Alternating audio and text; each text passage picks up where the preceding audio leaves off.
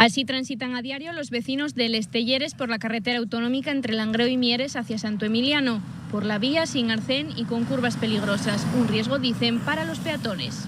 Una situación que les lleva a solicitar una acera y 2 pasos de peatones entre la entrada del pueblo y la gasolinera próxima. La distancia es de 500 metros. Petición para la que ya han recogido 150 firmas. Donde están las barras de seguridad, por aquel lado de allí detrás solamente es limpiar y acondicionar el paso.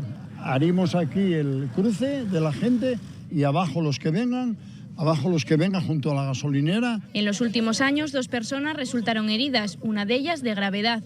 Conductores y peatones temen que ocurran más accidentes.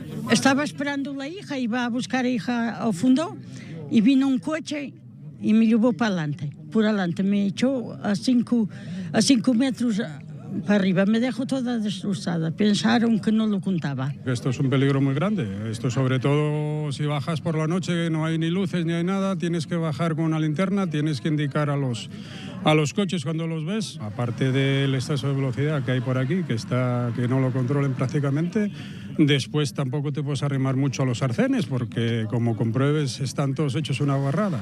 Su reivindicación se remonta a 2004. El actual equipo de gobierno la apoya. De no lograr una pronta solución, anuncian más movilizaciones.